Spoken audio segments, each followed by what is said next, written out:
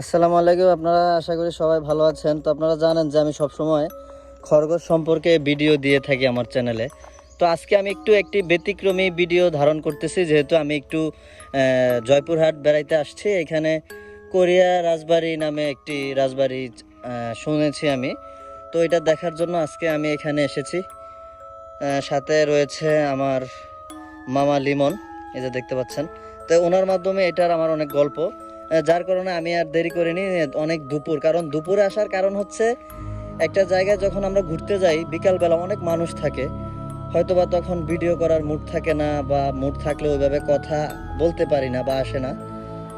তো যার জন্য আর কি আমি এখন দুপুরে আসলাম, কারণ দুপুরবেলা শুনলাম যে ওই রকম কোনো মানুষ থাকে না, একটু নীরব থাকে। তো আমি এখন আছি রাজবাড়ির উপরে আর কি, এটা হচ্ছে রাজবাড়ির উপরে আর কি।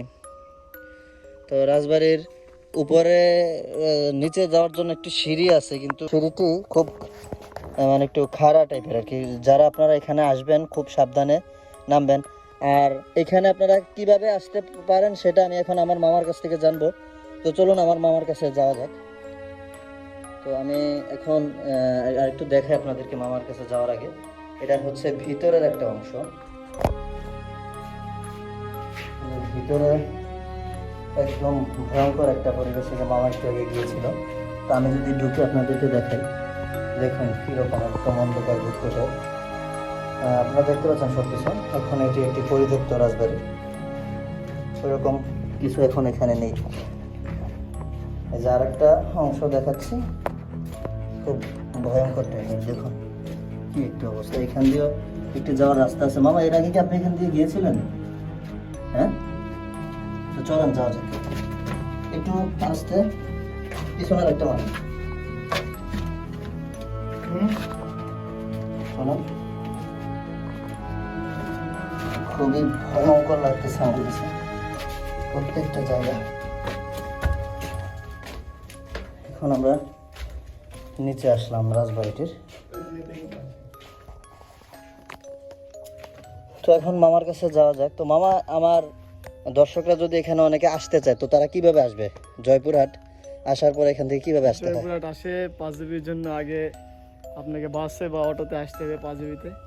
পাঁচবিবি থেকে আপনাকে একটা অটো নিয়ে কোরিয়া রাজবাড়ি বললেই নিয়ে চলে আসবে। খুব সিম্পল। বুঝতে পারছি। হয়তো ভাড়ার কথাটা একটু বললে ভিউয়ার্সের জন্য। জয়পুরহাট থেকে পাঁচবিবির ভাড়া অনলি 20 টাকা, আর পাঁচবিবি থেকে কোরিয়া রাজবাড়ির ভাড়া 20 টাকা। 20 টাকা। তো আপনারা 40 থেকে 50 টাকার মধ্যে এই রাজবাড়িটি এসে ঘুরে যেতে পারেন। তো এখানের প্রত্যেকটা যাওয়ার অনুমতি রয়েছে বলে আমি মনে করি, যেহেতু আমি প্রত্যেকটা পয়েন্টে আপনাদেরকে ঘুরিয়ে দেখিয়েছি। আপনার এইটা হচ্ছে একটা অংশ, তারপর এইটা হচ্ছে আরেকটা অংশ, তারপর এইখানে হচ্ছে আরেকটা অংশ। এই প্রত্যেকটা অংশ দিয়েই আপনার এইখানে যাওয়া যায়। আর এটার মধ্যে যেখান দিয়ে আমরা নামছি, এটা হচ্ছে খুব ভয়ঙ্কর একটা সিঁড়ি, একদম গুটগুটে অন্ধকার, কিছু দেখা যাচ্ছে না। তারপর রিস্ক নিয়ে গেছে, হয়তো একটু ভয় ভয় কাজ করতেছিল। তো এখানে আরেকটা জিনিস দেখাবো আমি আপনাদেরকে। দেখুন প্রাচীন যে নকশাগুলো এখনও রয়েছে, তবে এটার স্থাপিত কত সাল সেটা আমি জানতে পারিনি। আমি জানার চেষ্টা হয়তো বা ওইভাবে করিনি, কারণ এখানে ওই রকম মানুষ কাউকে পাইনি যাদেরকে জিজ্ঞেস করতে পারবো যে এটার মানে আগের কাহিনী কি, কারা ছিল, কি আসল বিষয়, এই টাইপের আর কি।